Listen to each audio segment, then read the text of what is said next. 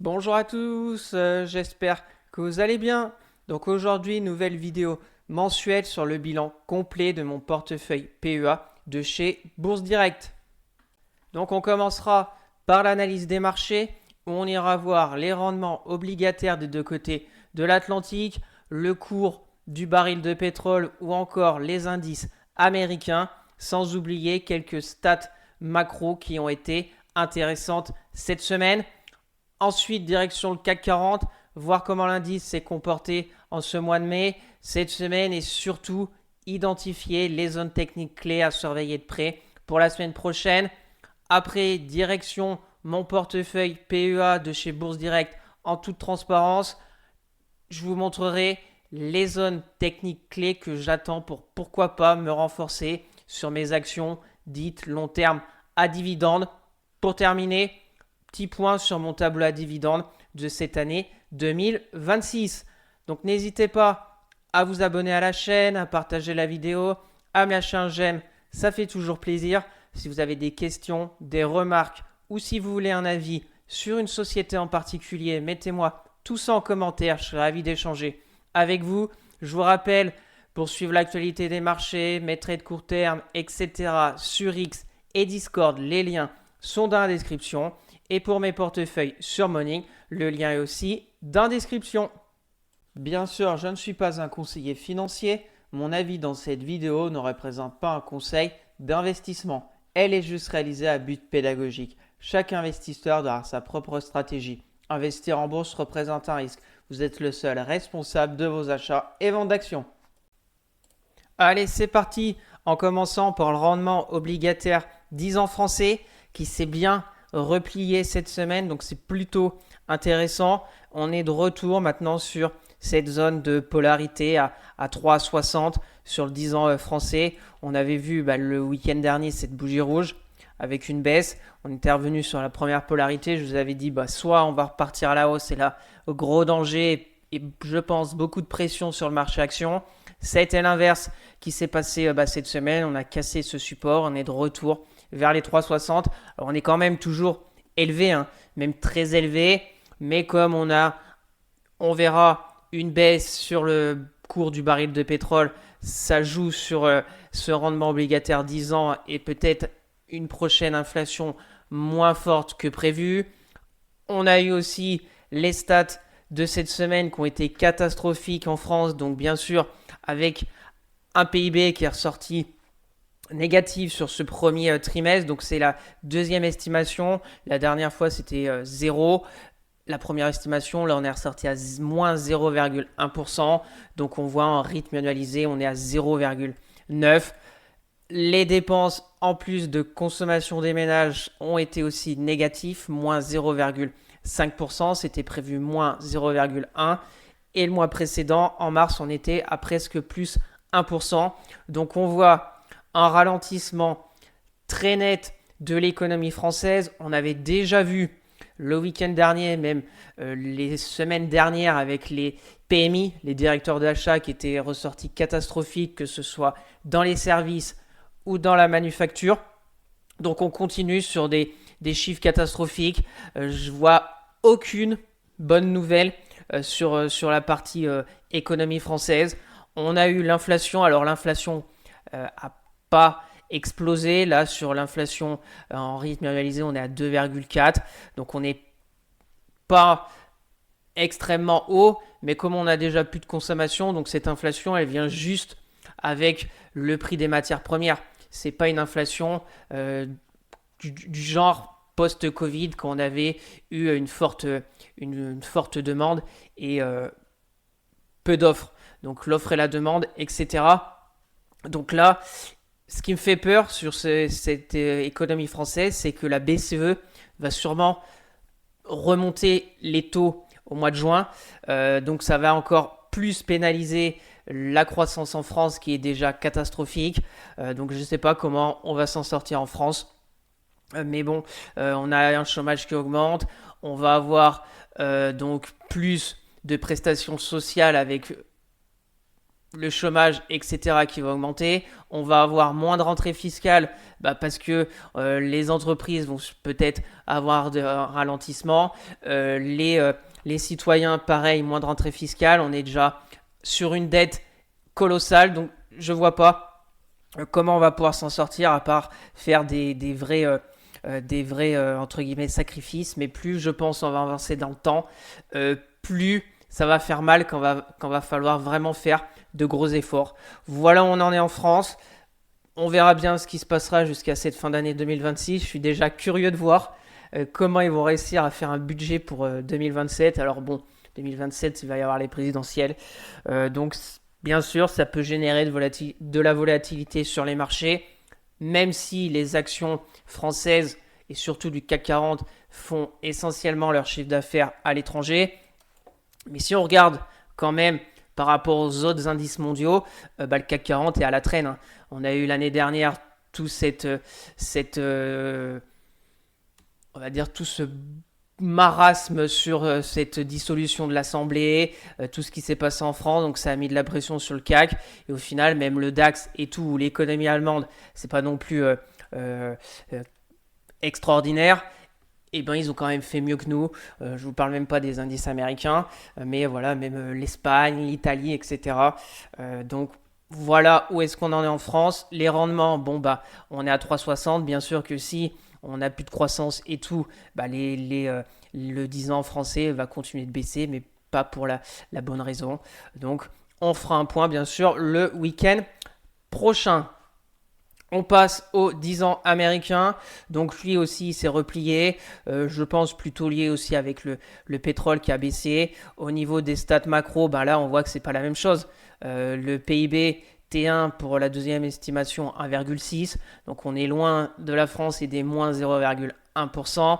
Les inscriptions hebdomadaires au chômage, rien à signaler, toujours entre 200 et 250 000, donc on a toujours de l'activité aux États-Unis. Le PCE Core, indice des prix à la consommation des ménages, donc 0,2%, donc plutôt stable, ce qui nous fait un 3,3 en rythme annualisé, donc aussi plutôt stable. Donc on verra, pour les États-Unis, il faudra suivre bien sûr la Fed. Est-ce que la Fed va remonter les taux? Qu'est-ce qui va se passer? Et l'interrogation de ce détroit d'Ormuz et du conflit américain et iranien. Est-ce qu'on va avoir enfin un traité, une paix, comment ça va se dérouler, etc. Donc voilà l'enjeu pour peut-être les prochains jours, voire les prochaines semaines. On passe au pétrole, donc en hebdo on voit une belle baisse, presque moins 10%, donc c'est plutôt bien sûr une bonne nouvelle. Surtout pour nous en France et en Europe. Donc voilà, vous savez mes niveaux. Là, on peut souffler quand on est un peu en dessous des 96-100 dollars. Après, là, c'est le WTI. Mais bon, le Brent, c'est pareil. Ce qu'il faudrait, c'est plus rapprocher vers les 80 dollars. Voilà, c'était des prix qu'on avait eu tout 2023, début 2024. Plutôt fin 2024. Et après, on a été descendu jusqu'à 60. Donc revenir, je pense, vers les 80 dollars. On reviendrait dans des prix plutôt entre guillemets normales. Alors bien sûr, ça va mettre du temps pour la suite. Si on a une paix au Moyen-Orient, bien sûr, pour les installations pétrolières, remettre la machine en marche, le détroit d'Ormuz, etc., etc. On verra. Pour le moment, plutôt une bonne nouvelle sur le pétrole, on est à 87 dollars. On verra bien si il n'y a pas d'accord, si ça repart sur des frappes, parce que là, on sent que peut-être qu'il y a un accord. Donc si lundi, il n'y a plus rien, et même si on a des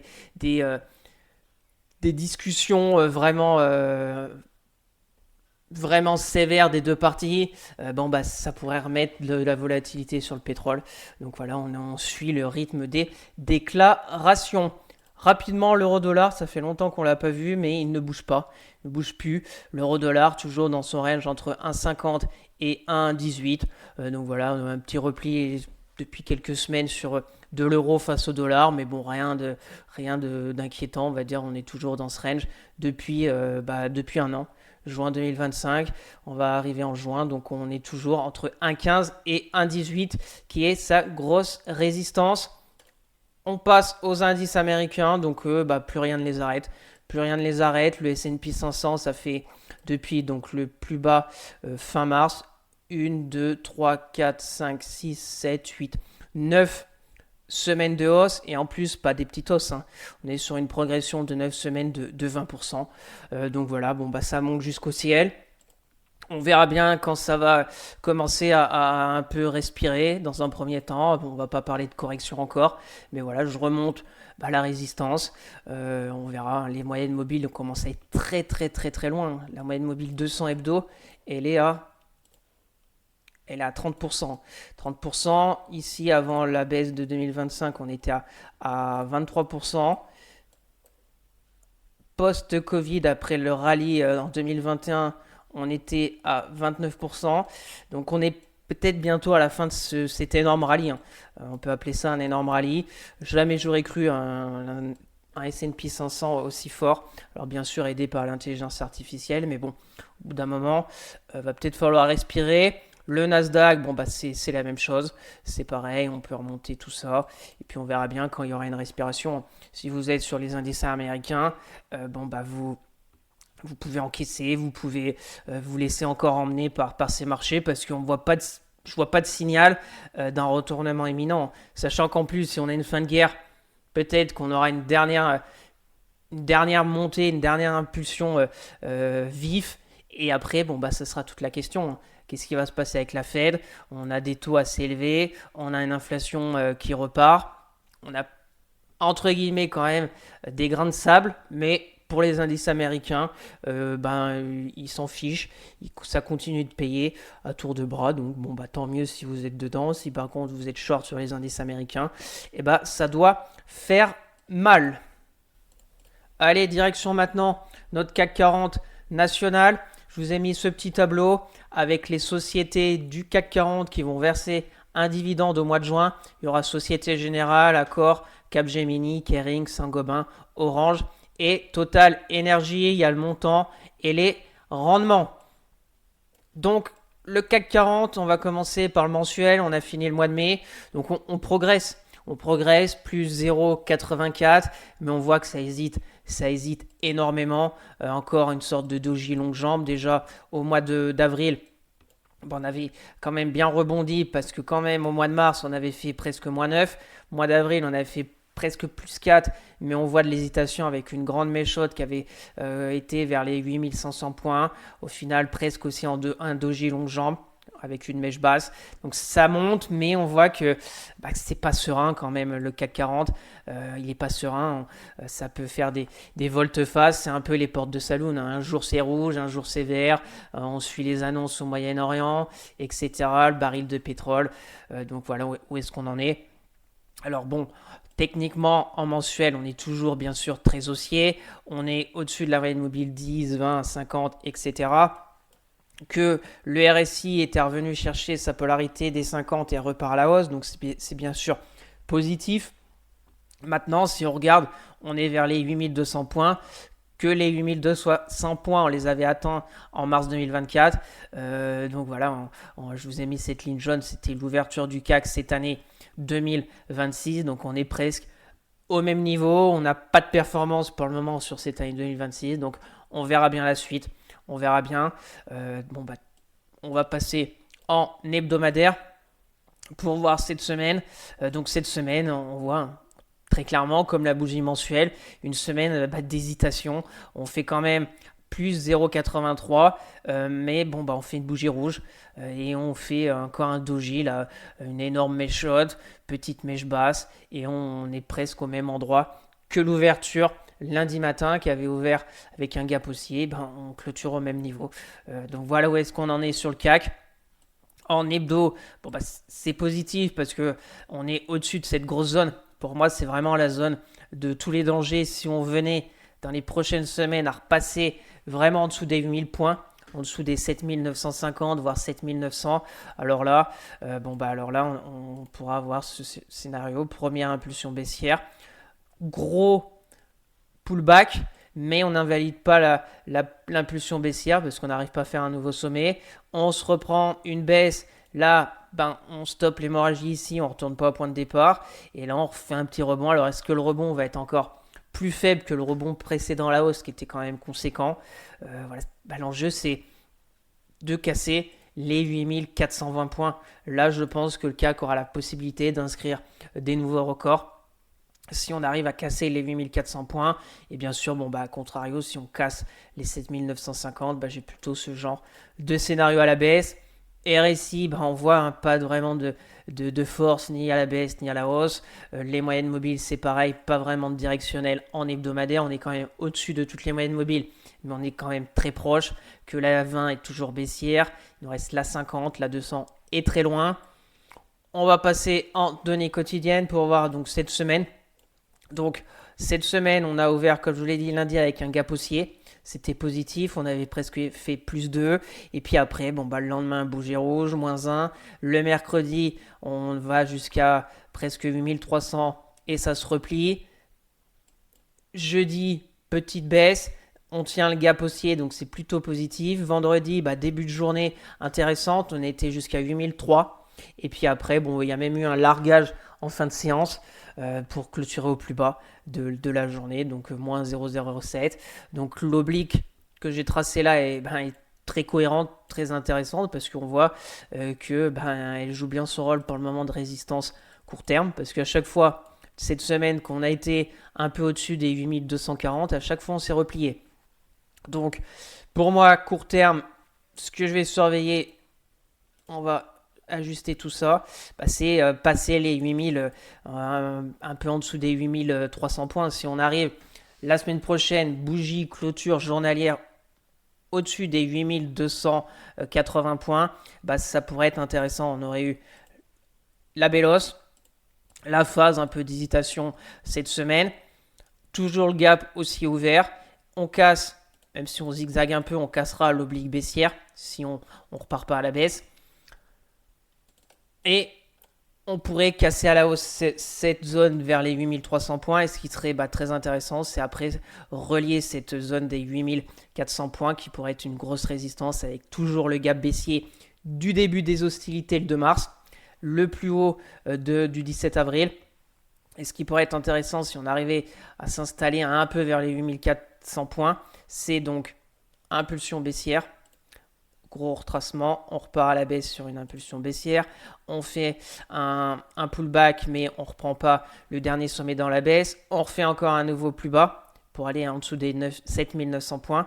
Donc l'enjeu pour au moins valider cette tendance baissière et au moins retourner neutre, c'est vraiment de s'installer au-dessus du dernier sommet dans la baisse qui est ici sur le CAC 40, donc vers les 8330 points. Donc c'est l'enjeu pour la semaine prochaine. A contrario, court terme, voilà ici, où qui est le niveau du CAC 40 le 2 janvier, c'est à 8128. Si on a une clôture journalière, peut-être même lundi, je ne sais pas, qui clôture en dessous de cette zone, on repassera en dessous de toutes les moyennes mobiles.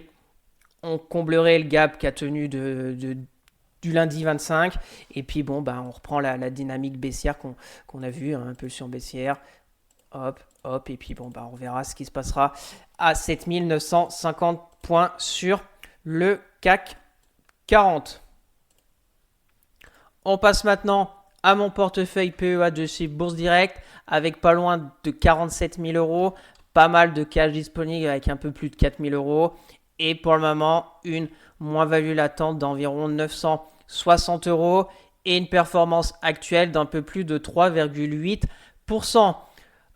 Donc, la composition de mon PEA est faite d'actions dites long terme à dividendes où je vais vous montrer les zones techniques que j'attends pour pourquoi pas me renforcer et accumuler, et d'une autre partie plutôt des trades court terme suite à des configurations techniques que j'apprécie avec un plan de trading, donc un point d'entrée, une zone d'invalidation et un objectif. Donc moins sur les fondamentaux de l'entreprise, plus sur l'analyse technique. Je vous donne déjà rendez-vous mardi prochain pour faire le point sur mes trades qui ont été clôturés au mois de mai, mes nouvelles positions de cette semaine avec mes plans de trading. Donc Alstom, c'est court terme. J'ai aussi donc les ETF, que ce soit le BX4, donc la vente sur le CAC 40 aussi, c'est du court terme. L'achat du CAC 40, c'est du court terme. J'ai aussi Dassault Systèmes, Ipsen, la Française des Jeux, Safran, que je suis rentré vendredi après-midi sur Safran. Je vous montrerai ça mardi. Pourquoi et mon plan de trading. Séché environnement court terme. Je suis rentré aussi cette semaine sur Société Générale. Et voilà, donc tout le reste, on va voir techniquement où est-ce qu'elles en sont et les zones que je surveille pour pourquoi pas me renforcer. Si vous voulez voir les chiffres plus en détail, je vous invite à faire pause. On va maintenant directement aller sur TradingView en commençant avec Air Liquide. Donc tous les graphiques vont être en données hebdomadaires. Comme c'est sur du long terme, vous avez une ligne bleue sur chaque société, c'est mon PRU actuel. Et vous avez des droites verticales qui sont mes derniers achats. Donc Air Liquide, je suis rentré en 2021 dessus. Et depuis 2022, je ne me suis pas renforcé au niveau d'Air Liquide. Donc techniquement, Air Liquide en hebdo, on a les zones. On a la grosse résistance vers les 189 euros. On a une belle polarité vers les 171 euros. On a fait un rebond. On vient d'une baisse. Là, voilà, là, il y avait une très belle zone. Mais comme je le dis à chaque fois, c'est bien d'identifier les zones. Mais après, faut prendre la décision d'acheter.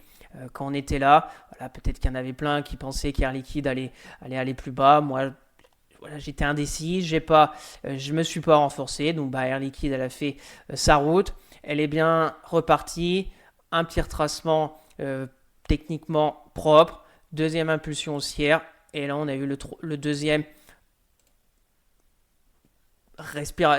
respiration, la deuxième congestion, et là peut-être qu'on va repartir à la hausse, on verra bien.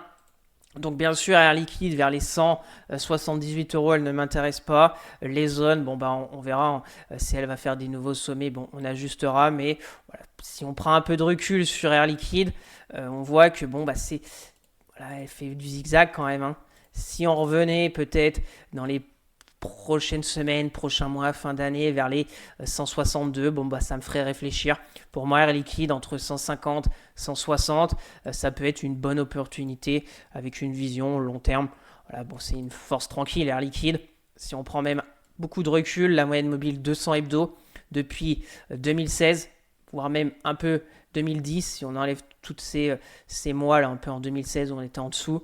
Là, en 2022, on a fait 2-3 semaines en dessous, mais on était revenu. Là, il y avait une très belle zone, donc peut-être qu'on pourrait revenir vers les 163 dans les prochaines semaines. Donc pour conclure sur Air Liquide, elle est très forte, mais à ce prix-là, elle ne m'intéresse pas. On passe à Amundi. Donc elle, Amundi, elle continue. Elle a cassé sa résistance à 82. Elle est très belle. Amundi, PRU 66, moi je me pose la question pour peut-être aussi encaisser des gains. Parce que bien sûr, ces actions sont plutôt sur une vision long terme. Mais comme ça a été le cas le mois dernier où j'ai encaissé tous mes gains sur Total Energy, rien n'empêche d'encaisser des gains sur des actions qui ont très bien performé. Et comme Amundi, si on dézoome, on voit qu'elle peut faire des énormes baisses, qu'on est sur un grand range. Alors bien sûr, il y a un gros rendement sur dividendes.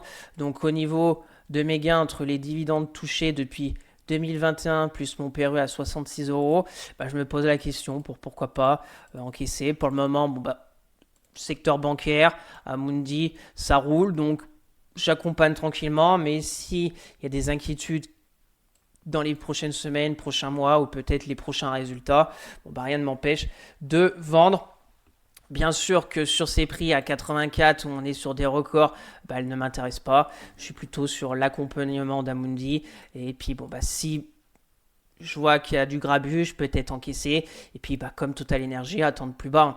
Peut-être encaisser vers les 80 euros et attendre si dans les prochains mois, même prochaines années, j'en sais rien, elle retourne sur le bas de son grand range vers les 50 euros. Au niveau d'OB, donc OB, très bon rebond. Très bon rebond. On avait eu une sacrée chute en janvier, donc début d'année. Donc un secteur un peu chahuté. au niveau d'OB, mais un beau rebond, des résultats plutôt intéressants. Et on est retourné là vers les 54 euros. On est revenu positif au niveau de mon PRU. Bon, là, il y avait une zone d'achat, mais bon, vu la baisse, c'était compliqué d'acheter, hein. Quand ça baisse en ligne droite, on ne sait pas si ça va s'arrêter là, si ça va s'arrêter là ou à 30. Donc j'ai plutôt rien fait, j'attends. OB, on est sous une résistance à 54 euros. On est quand même repassé au-dessus des moyennes mobiles. RSI, il est positif, orienté vers la zone du surachat, donc c'est pas mal. Maintenant, le secteur est un peu compliqué en ce moment, donc à vous de voir. Rien ne vous empêche, si la société vous intéresse suite à vos recherches, d'ouvrir une petite position sur ces prix-là, hein. On pourrait repartir sur une belle tendance parce que OB, c'est quand même intéressant sur la tendance haussière. Post-Covid, elle était intéressante, on a eu un fort repli, mais là peut-être on est peut-être sur fort repli et puis là on va repartir assez haut, hein, avec là un peu d'incertitude et on va faire des nouveaux records. C'est une petite société française, elle fait bien sûr pas partie du CAC 40, mais fondamentalement, je la trouve intéressante. Le dividende est plutôt aussi intéressant et je trouve que la gestion de l'entreprise est très sérieuse. Donc, on verra. Voilà, je ne touche à rien. Si on va faire des nouveaux records, c'est très positif. Si on revient par là, pour moi, la zone peut être ici pour réaccumuler. On peut peut-être aussi zigzaguer avant d'y voir plus clair sur le secteur. On passe à AXA. Donc, AXA, elle est quand même très haute, vers les 40 euros. Si aussi on prend du recul en hebdo, on est toujours dans cet énorme canal haussier qui a commencé au crash du Covid. On voit qu'on est sur un ralentissement de la hausse quand même, parce que on a fait les plus hauts, c'était en août 2025, donc ça va faire un an qu'on ne fait pas de nouveaux plus hauts, mais on est toujours dans le canal haussier, mais on est plus souvent proche du bas que du haut du canal. Donc on voit qu'il y a un ralentissement, mais bon, c'est pas non plus des fortes ventes sur AXA. Donc voilà, ma première zone technique, c'est les 37 euros, très clair, c'est la polarité, c'était résistance qui est devenue après support ici, support ici, support ici. Donc on pourrait revenir là pour zigzaguer, on sortirait du canal haussier, mais on serait neutre, on serait sous forme de range et peut-être débouché par un range de réaccumulation de la hausse cassé par le haut, ou à contrario, on peut avoir un range et un range de distribution. C'est plutôt mon scénario sur AXA parce qu'on revient d'une énorme tendance haussière, en zigzag depuis un an, donc peut-être un range de distribution où là, les fonds essayent de sortir sans trop faire baisser le titre, et un jour ça cassera peut-être les 37 euros et on retournera vers les 30 euros qui est pour moi peut-être une zone intéressante pour reprendre du AXA. Voilà, AXA, on connaît le business. J'aime bien le business, assurance, un gros rendement sur dividendes, ses fonds de portefeuille, mon PRU à 24,36, j'encaisse les dividendes. Et puis si on revient vers les 30, je réaccumulerai, je pense, du AXA. On passe à Capgemini. Donc Capgemini en hebdo, on est toujours dans cette tendance baissière avec une grosse oblique baissière. On voit qu'on a stoppé l'hémorragie depuis quelques semaines. Depuis même quelques mois, depuis février 2026, mais on voit que c'est quand même très très timide. J'ai l'impression, ce qui serait intéressant, c'est de refaire un peu cette phase-là.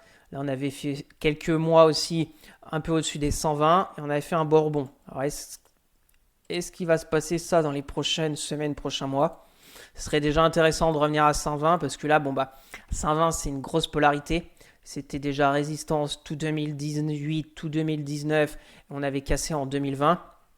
Donc revenir à 120, qui en plus était les supports de 2025 et octobre 2025. Donc là, ça pourrait être un vrai champ de bataille. Et on verra bien si Capgemini aura la force. Quelle est la force de retourner à 120? Il faut déjà que le secteur aille mieux, que les résultats qui vont être au mois de juillet plaisent aux investisseurs. Sinon, on peut aller plus bas. Mon PRU est à 164. J'attends d'y voir plus clair dans ce secteur d'activité, hein. On ne sait pas trop. Est-ce que l'IA va remplacer ces sociétés? Voilà, bonne question. Le Capgemini a quand même baissé de 56%. Ça fait beaucoup. Alors peut-être que des fonds vont se dire, voilà, elle a beaucoup baissé, la valorisation devient intéressante, mais il faut qu'elle délivre des bons résultats. On a vu les résultats le 13 février et c'était plutôt vendu. Donc pour le moment, c'est stand-by sur Capgemini. Bien sûr, si vous croyez à la société, etc., d'en prendre une petite position vers cette zone des 100 euros dans un portefeuille diversifié, je trouve pas ça déconnant. Je trouve pas ça déconnant. Techniquement, c'est toujours très baissier. Mais bon, de commencer à bâtir une position à 100 euros, peut-être qu'il ira à 58, j'en sais rien. Mais à vous de voir. À vous de voir sur Capgemini. Pour le moment, je garde. Je suis quand même avec une bonne moins-value attente, mais on verra bien ce qui se passera cette deuxième partie d'année. On passe à Danone. Donc Danone, ça se replie. Danone, j'en avais repris mi-janvier. Mi-janvier sur cette zone de polarité à 67. Voilà, j'étais peu exposé à Danone. On était sur la zone. Je me suis dit, on va reprendre. On verra bien ce qui se passera. Là, ça continue sa baisse. Et on a eu une phase au final de range qui a été un range de distribution. Voilà, on verra bien est-ce qu'il va y avoir la même config sur AXA. Donc on arrive d'une tendance haussière. On fait un range entre 67 et 76. Et au final, il casse par le bas. Donc je pense que Danone va arriver vers cette zone des 57. Qu'elle pourrait même aller peut-être à 51. Mais voilà, on est vers mon PRU. J'attends de voir. Si Danone revient vers les 51, 52, cette deuxième partie d'année, pourquoi pas renforcer. On connaît aussi le business de Danone. Je me dis, s'il y a un peu de grabuge l'année prochaine, on ne sait pas, l'inflation, je me dis, consommation courante, Danone, ça peut quand même tenir la route. Si on a une vraie rotation sectorielle, que l'IA commence à un peu tousser, etc. Voilà, je suis à 63. Si on prend beaucoup de recul, mon PRE à 63, c'est un peu une moyenne depuis 2016. Si on vient à entre 50 et 56, pourquoi pas me renforcer. Si vous êtes intéressé par Danone, techniquement peut-être attendre les 57 parce que là on a cassé la moyenne mobile 200. On voit que ça accélère quand même à la baisse, que les RSI, il n'y a rien d'encourageant et il va se diriger vers la zone de survente, que les bougies hebdo sont pas belles. Semaine dernière méchote, cette semaine on clôture au plus bas. On a les moyennes mobiles 10, 20, 50 qui sont baissières. Donc voilà, à vous de voir. Si on arrive, 57, peut-être intéressant au niveau de Danone. On passe à Ipsos. Donc Ipsos, elle fait plaisir. Ipsos, elle fait plaisir parce qu'on a eu la grosse baisse aussi. Ipsos, c'était en 2024, donc il y a 2 ans. Juin 2024, on était à 68, elle a baissé jusqu'à 30. Donc une baisse de 55%, donc ça commence déjà à faire beaucoup. Et puis là, il y a vraiment du mieux. Donc il y a du mieux parce que on a fait l'impulsion baissière. On a tenu les 30,50 € 2 fois. On était sur les plus bas à 30,50 € en novembre 2025. On y est revenu suite à ces résultats, avant ces résultats. À 30,50. Les résultats ont plutôt plu au marché. On a fait 2 semaines de forte hausse. On est revenu se taper sur la très belle polarité à 38 €. On voit qu'elle date de 2021, qui était support. Et puis elle a encore joué un rôle de résistance parce que on s'est replié. On a eu une grande méchote sur cette polarité, donc sur cette résistance, qui ont aussi fait replier les cours la semaine du 13 avril. Et là, cette semaine, on casse enfin cette zone les 37,28. Donc c'est quand même un signal encourageant. On verra bien si ça se confirme les prochaines semaines. On passe la moyenne mobile 50 hebdo qui depuis juillet 2024, on était en dessous. Donc on voit vraiment du mieux sur Ipsos. On voit la chute, la phase un peu de stabilisation. Et puis là, on a un signal. C'était ma zone de technique clé. Alors, on va revenir vers mon PRU. Est-ce que je vais en reprendre ? À voir. Ça peut être intéressant d'en reprendre. Ipsos, c'est tout ce qui est sondage. Donc, il va y avoir il y a déjà beaucoup de contrats. Toutes les élections présidentielles en France, les midterms aux États-Unis. Puis, elle est exposée à tous les pays. Je pense pas trop lié à l'inflation qui pourrait revenir, au détroit d'Ormuz, la géopolitique. Donc, ça peut être aussi intéressant. sur Ipsos. À vous de voir, de prendre une position à 39. Ici, là, ça me paraît pas du tout déconnant. Alors, bien sûr, vous pouvez bien sûr avoir un plan. Ça veut dire prendre position suite à un signal technique, avoir une zone d'invalidation ici, parce que si dans les prochaines semaines, même prochains mois, on casse les 34,50, on revient dans ce range, et puis après, on pourrait revenir à la case départ. Voilà. Alors, vous pouvez bien sûr avoir une stratégie avec une zone d'invalidation, et puis si on repart à la hausse, et vous accompagnez, soit vous encaissez, soit vous avez une vision long terme, vous gardez un peu comme moi, parce que j'aime bien son business, et au niveau du PEA, il n'y en a pas énormément qui ont ce genre de business. Donc voilà, donc là peut-être pour moi réfléchir pour me renforcer, ça me paraît pas déconnant sur cette zone à 39 euros, qui est en plus pas très loin de mon PRU, donc accumuler du Ipsos, à suivre peut-être au mois de juin. RSI aussi très positif, on voit qu'il est vers les 60, donc ça date de juin 2024, qu'on s'écarte bien de la zone des 50. On passe à LVMH. LVMH, elle fait du surplace depuis quelques semaines. On voit, rebondit pas vraiment. Hein. On a la zone vraiment technique à ne pas enfoncer, c'est les 445 euros. La première zone pour moi de résistance, qui serait encourageant, c'est les 110 euros. Mais si on prend du recul, on est dans un très grand canal baissier. Donc ça va mettre du temps. Je pense que le luxe, il y a Hermès, LVMH, etc. Ça peine. Que si on a une paix au Moyen-Orient, je pense que ça peut rebooster le secteur du luxe. Mais après, va falloir délivrer. Hein. Parce qu'il y aura les résultats de LVMH au mois de juillet. Il va falloir délivrer, voir les perspectives, etc. Parce qu'on était quand même à 900 euros en 2023. Et on est dans un vrai canal baissier avec une vraie tendance baissière. Donc ce genre de tendance, ça peut mettre vraiment du temps à s'invalider. Donc, pour invalider cette tendance baissière, il faut repasser le dernier sommet dans la baisse qui se trouve à 662. Donc, on en est encore loin. Surtout que si on arrive déjà à revenir vers cette oblique baissière, donc vers les 600 euros, ça sera déjà pas mal. Et qu'après, on aura la moyenne mobile 200 hebdo qui va devenir vraiment baissière. Et là, ça pourrait tenter des shorts pour reprendre encore une vague baissière. Donc à voir. LVMH sur ces prix-là, ça ne me paraît pas non plus déconnant. Si vous avez une vision long terme, ça veut dire par exemple 5 ans, il faut se poser la question, est-ce que LVMH dans 5 ans, est-ce qu'elle sera plus près des 900 euros ou des 300 euros ou des 250 euros?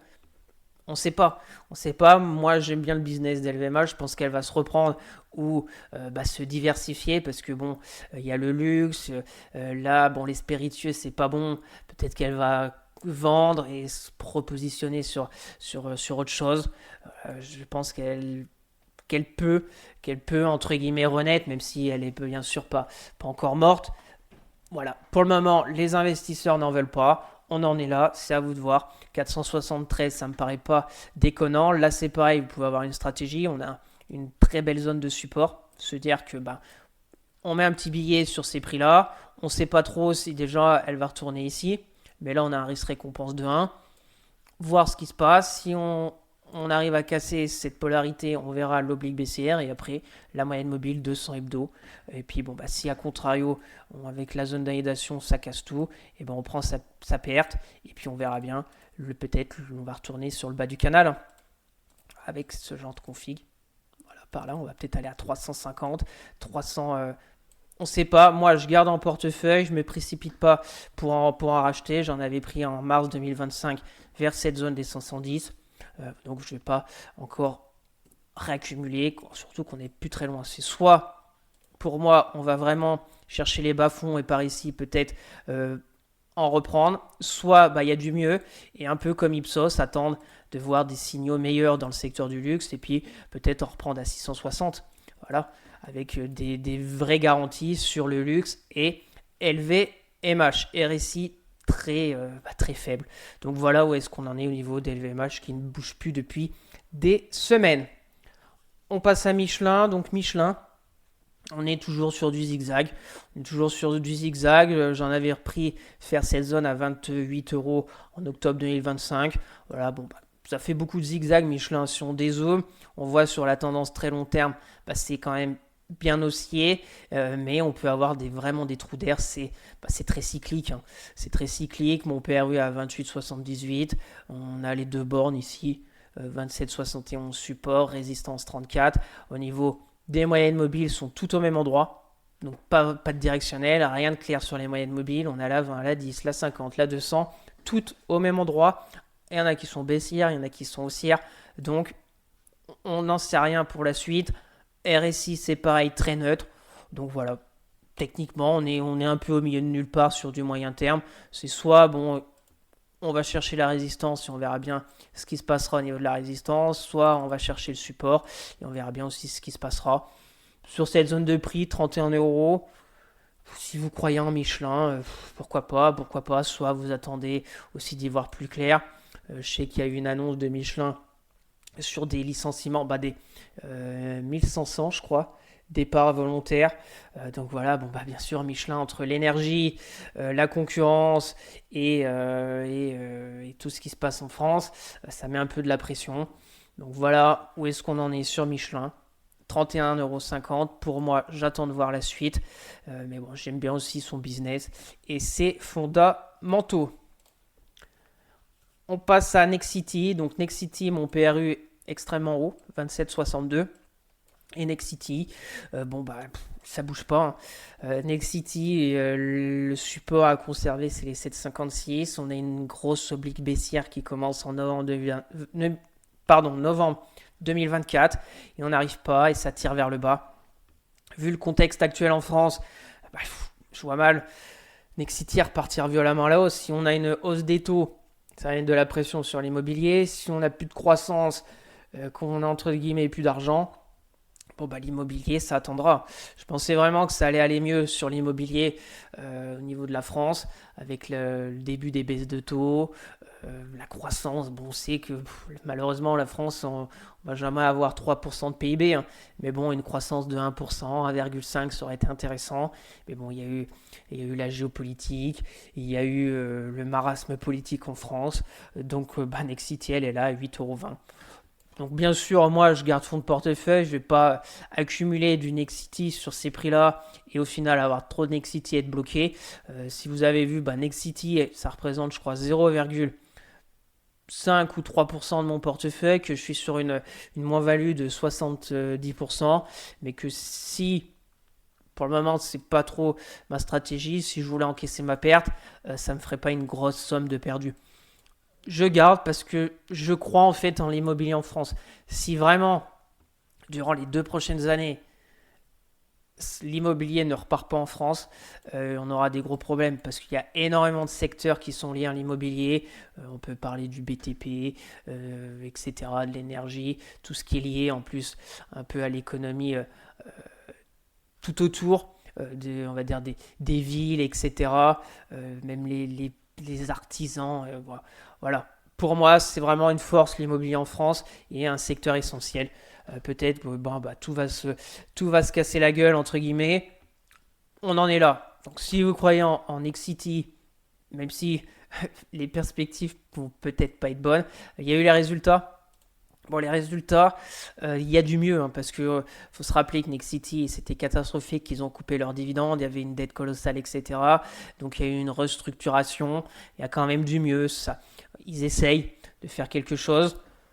Voilà, c'est pareil, là vous pouvez bien sûr, entre guillemets, mettre une pièce, jouer sur Nexity avec une zone d'invalidation ici, et puis si des fois on revenait ici, ça serait déjà un risque-récompense de plus de 2 et peut-être une stratégie, on va dire, court terme sur Nexity.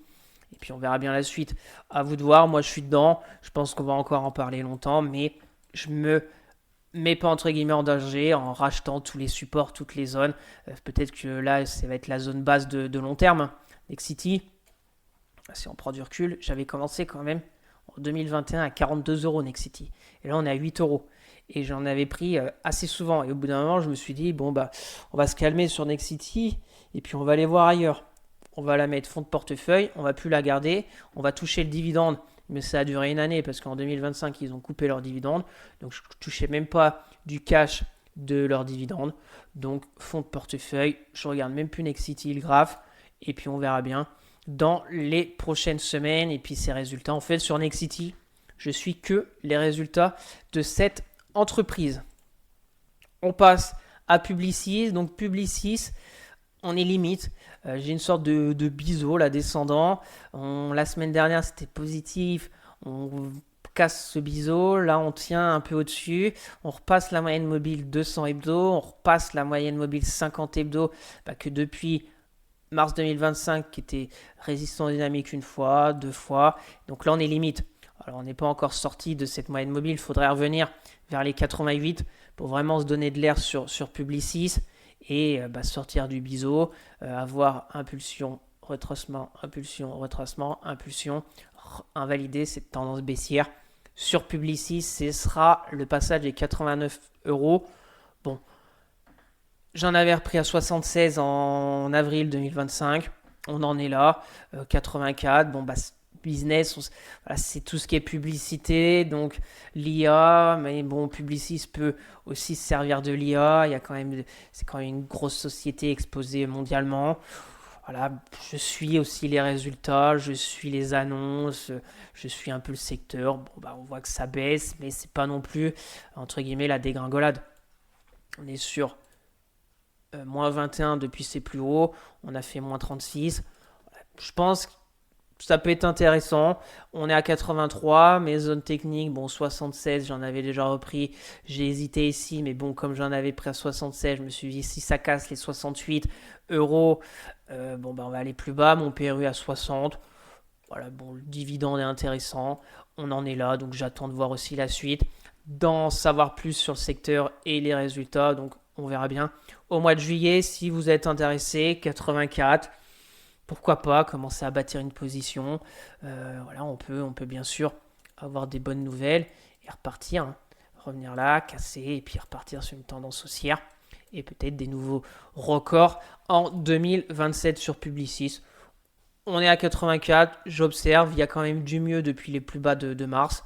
Maintenant, vraiment, la résistance sera à 89 euros. On passe à Ruby. Donc Ruby, c'est pas mal. C'est pas mal. Techniquement, voilà, on va, peut-être si vous ne connaissez pas, on va dézoomer pour vous montrer aussi cette énorme chute de Ruby. On était en 2018 à 65, on est descendu à 21. Donc j'ai commencé ma position sur Ruby en 2021. La dernière fois que j'en avais repris, c'était presque sur le point bas. Ça va peut-être être le point bas des 10 prochaines années sur Ruby. J'en sais rien, il était à 20 euros. Là, j'en avais repris à 20, 21, 22. Et puis j'en avais pas repris depuis. Mon PRU est très intéressant, c'est un gros rendement sur dividende, donc mes gains sur Ruby sont très intéressants. Maintenant, ça continue. Est-ce qu'il ne faudrait pas que j'encaisse pour me positionner sur un autre secteur? Pourquoi pas? Dans les prochaines semaines, c'est un peu comme Amundi, je me pose des questions. Voilà, je suis sur 40% en plus tous les dividendes depuis 2021. C'est pas mal. Maintenant, je vais pas me renforcer, mais on peut bien sûr faire le chemin inverse, qui nous dit que Ruby, dans 2-3 ans, elle sera pas à 56. On sait pas. Voilà, fonds de portefeuille, son business classique, c'est pas extraordinaire, c'est pas entre guillemets sexy, mais ça tient la route et plutôt les investisseurs s'intéressent à Ruby. 2024, on avait bien monté, on avait bien chuté en 2025, mais là on est sur une très belle tendance haussière avec une moyenne mobile 20 hebdo qui joue un peu premier rôle de support dynamique. Techniquement, le support à ne pas enfoncer, c'est les 33 euros et résistance 37 euros. Sur ces prix, elle ne m'intéresse pas. Si elle vous intéresse, si on revient à 32 ou si on avait un peu de volatilité à revenir à 30, combler ce gap haussier de la semaine du 15 septembre, pourquoi pas. À vous de voir. Sur Ruby, faites vos recherches sur le business, son chiffre d'affaires, etc. Géographiquement où elle le fait. Voilà, RSI, il est positif. Techniquement, elle est très belle. Ruby, elle est très belle. Mais on verra bien ce qui se passera les prochains mois. On passe à Sanofi. Donc Sanofi, elle tergiverse. Elle tergiverse, j'en avais repris en septembre 2025 vers cette zone des 77, mon PRU à 84, donc on est en dessous, on voit qu'elle peine, hein. Elle me fait un peu peiner, Sanofi. Si on prend du recul, on est sur des prix de 2019. Ouais, j'ai l'impression qu'elle n'intéresse plus grand monde. On est quand même sur des prix à chaque fois qu'on était revenu. Ici, par exemple, 2021 vers les 76, on avait fait un bon rebond. Là, 2022, pareil. Et puis là, bon, on a fait un rebond, mais très timide. Et puis on repart à la baisse. Donc, on en est là sur Sanofi. Bon, bah, je garde fond de portefeuille. J'aime bien son business, j'aime bien ses fondamentaux, son dividende est intéressant. Techniquement, c'est pas joli, on est en dessous de toutes les moyennes mobiles. On a croisé il y a quelques mois la moyenne mobile 50 à la baisse avec la 200, donc une croix de la mort. Donc c'est jamais très bon. Quand ça croise à la hausse, comme ça a été le cas ici, eh ben, c'est intéressant. La dernière fois qu'on avait croisé à la baisse, c'était ici. On avait un peu baissé. Voilà, bon, il y a beaucoup de zigzags. Maintenant, on en est là sur Sanofi. À vous de voir, hein. Moi, ça me paraît pas déconnant d'en prendre à 77. Personnellement, bon, j'en ai déjà repris il y a quelques mois, donc c'est pareil. Je vais pas trop accumuler du Sanofi. Plutôt attendre de voir les résultats, ce qui va se passer. Et peut-être qu'il y aura des fonds qui vont revenir si on a une rotation sectorielle sur la santé et sur Sanofi. Ou peut-être attendre, vu la tendance, j'ai l'impression qu'elle pourrait retourner. Là, on a cassé le dernier support il y a 3 semaines. Alors, il y a eu le détachement du dividende, donc on a eu un gap de dividende, mais bon, on pourrait très bien repartir vers la prochaine zone qui se trouve vers les 70 euros. On verra. Moi, je garde fond de portefeuille. J'attends d'y voir plus clair. Après, c'est à vous de voir. Pour Sanofi, on passe à Schneider. Donc Schneider, bon, on n'est pas loin des records, on est sur le haut du canal haussier. Bon, bah, l'IA, et bon, pour le moment, l'IA, c'est vraiment la thématique depuis déjà pas mal de mois, hein. Depuis presque plus d'un an, 2 ans. Et bon, bah, Schneider, voilà, j'en avais repris dernièrement en avril 2025. Et PRU très intéressant, 162. Ma stratégie sur Schneider, c'est la moyenne mobile 200 hebdo. Là, j'avais hésité, mais j'en avais repris. Contrairement par exemple à Air Liquide que j'ai hésité, mais je n'ai pas repris. Et là, bon, on est en haut. Donc, bien sûr, sur ces prix, elles ne m'intéressent pas. Je me laisse porter. Voilà. J'ai quand même une vision long terme sur Schneider qui est très positive parce qu'elle est très liée à l'IA. Je vois mal l'IA disparaître d'ici les 5-10 ans. Voilà. Bon, bien sûr, il peut y avoir des replis. Il peut y avoir une baisse vers les 236, voire même, entre guillemets, un mini crash et revenir vers les 200. Donc j'attends. Première zone, 236 à réfléchir. Deuxième zone, la moyenne mobile 200, qui est pour moi à chaque fois la zone d'achat sur Schneider, qui est peut-être 220. Voilà, pour moi, elle ne m'intéresse pas sur ces prix. Après ça, à vous de voir. Il y aura, je pense, quoi qu'il arrive, une respiration sur ce secteur et Schneider respirera. Il y aura des prises de bénéfices. Il faut, je pense, juste être patient. On passe à Steph. Donc Steph repris au mois de mars de cette année sur la grosse zone de support à 114, sur la moyenne mobile 200 hebdomadaire. Et si on dézoome, voilà, on voit une belle tendance haussière. Le business, j'aime bien. Les fondamentaux aussi. Voilà, un secteur intéressant, je pense. Maintenant, bon, avec la pression du baril de pétrole, elle peine. Je pense qu'elle pourrait reprendre un peu de vigueur si on a une paix au Moyen-Orient. Et puis, bon, là, on voit, hein, moi, ce que j'aimerais, c'est qu'elle zigzague encore. Qu'elle zigzague entre 114, 130, voire 144. J'en ai repris, donc je ne vais pas m'en reprendre. Après, ça, à vous de voir. On est très proche d'une belle zone de support. Pareil, si vous pouvez plutôt l'acheter en moyen terme, jouer le range, jouer le retour par ici, risque récompense de 2, et puis si on va sur le haut du range, ça nous fait plus 4, et peut-être avoir une vision long terme. Le dividende est intéressant, le RSI est plutôt faiblard, les cours sont faiblards, hein. On peut, je pense, tracer une oblique baissière et voir comment on va s'en sortir de ce triangle sur Steph. Moyenne mobile, on est au contact de la 200, mais la 10, la 20 et la 50 sont baissières au-dessus des cours. Le RSI est faiblard, donc à vous de voir. On passe à Thales. Donc Thales, J'ai hésité ces derniers jours à en prendre. Après, c'est pas fini. Peut-être que je vais en prendre au mois de juin, je sais pas. Parce qu'on était revenu vers cette zone à 220. Voilà, c'est très clair, hein. C'est très clair ce range depuis mars 2025 avec le gros gap haussier. Voilà. Résistance du range à 270 une fois, deux fois, trois fois, quatre fois. Support trois fois à 221. Donc là, on est à 239. Alors on n'est pas encore très loin. Problème de Thales, un problème entre guillemets de riche, c'est mon PRU à 122 euros. Donc bien sûr, si je reprends sur ces prêts à 239, mon PRU va fortement augmenter, c'est logique, mais je serai plus exposé à Thales. Voilà, je toucherai un dividende. Et puis bon je pense que Thales a un très bon business, un carnet de commandes plein, on connaît le secteur, on connaît les contrats pour tout ce qui est zone euro, etc., etc. Je pense qu'il y a un bel avenir pour Thales. Maintenant, la question c'est est-ce que ce range, on va le casser par le bas ou par le haut? Si on le casse par le haut, bien sûr, d'en prendre à 240, ça serait un très bon point d'entrée. Si on le casse par le bas, on pourrait revenir à 165. Après, voilà, on en est là. J'ai hésité. Peut-être que j'en reprendrai au mois de juin si ça se stabilise vers les 230. Et puis on verra bien si ça casse. Après, il y a bien sûr plein de façons d'intervenir. Je peux en reprendre là. Mon PRU sera vers les 180. Et si on casse là, d'encaisser quand même des gains. Et après voir, ou sens inverse, à exploser à la hausse, d'encaisser des très bons gains. Et si on a une rotation sectorielle dans les prochains mois, on sortira le Thales ou attendre. Et si on casse et dans les prochains mois, on va vraiment à 164, et là, de réaccumuler du Thales. Voilà, toutes les questions que je me pose. Là, on est à 239. Vous avez bien sûr la possibilité du trade. La zone d'validation est assez claire. Ici, l'objectif ici, soit là pour le moment, un risque récompense de 1. Donc voilà sur Thales.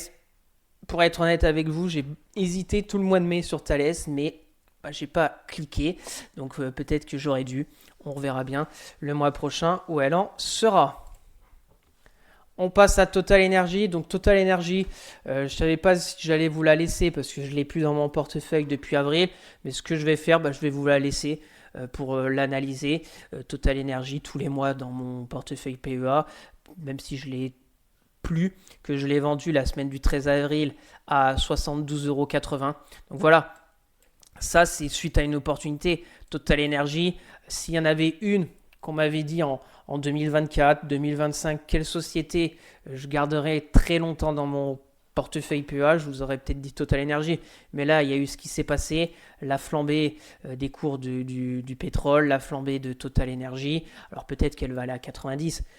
Mais la question que je me suis posée quand j'ai vendu ici à 73 euros, c'est est-ce qu'elle va aller, on va dire 73, 20 euros plus haut, donc à 93 euros, ou à 53 euros en premier. Donc, est-ce qu'elle va aller d'abord ici, ou est-ce qu'elle va aller ici? Moi, je pense qu'elle ira en premier lieu à 50, plus près des 53 que des 93. Alors je peux me tromper, bien sûr, on ne sait pas. C'est comme ça que j'ai pris la décision de vendre, surtout d'encaisser un très bon gain parce que mon PRU est à 49, des dividendes depuis 2021. Donc voilà, je suis sorti, bien sûr que je la regarde souvent, que si on a une chute du baril de pétrole et peut-être Total Energy, même si maintenant, elle n'est pas totalement liée au cours du baril de pétrole, mais je pense qu'elle pourrait revenir fin d'année vers ces 60 euros. Et là, pourquoi pas, pour mon cas, rentrer sur Total Energy. Voilà où est-ce qu'on en est. Techniquement, on est à 75. Après, c'est à vous de voir. Hein. Peut-être que je me trompe, peut-être qu'elle va faire ça, qu'elle va aller vers les 68 et qu'elle va reprendre sa tendance haussière direction les 93 euros. On verra bien. C'est pour ça que je vous la laisse dans ce suivi technique de mon PEA, même si je l'ai pu, on verra bien les prochains mois ce que ça va donner. RSI, il était vraiment en zone de surachat, on en ressort, peut-être qu'on va zigzaguer aussi. Hein. On pourrait zigzaguer un certain temps entre 68 et 81, donc la zone technique quand même à surveiller, c'est les 70 euros. Si on venait dans les prochaines semaines à casser, ça serait déjà un premier préjudice technique avec des prises de bénéfices peut-être plus prononcées. Et après, on ira peut-être chercher les 64 euros. Et ça, bon, c'est un peu la zone qui me ferait réfléchir vers les 60 euros. On termine avec Vinci. Donc Vinci, elle est pas mal, mais on voit qu'elle peine. On a vu une sacrée hausse ici entre janvier et des nouveaux records en février. On avait tapé le haut du canal haussier. On s'était replié, donc sur une belle polarité. Et là, on a manqué des descentes pour faire un nouveau record et on est revenu rapidement vers cette zone des 119. Donc c'est pour moi la première zone technique sur Vinci. Même si, pour être honnête avec vous, je préférerais entre 100 et 110 euros pour accumuler du Vinci.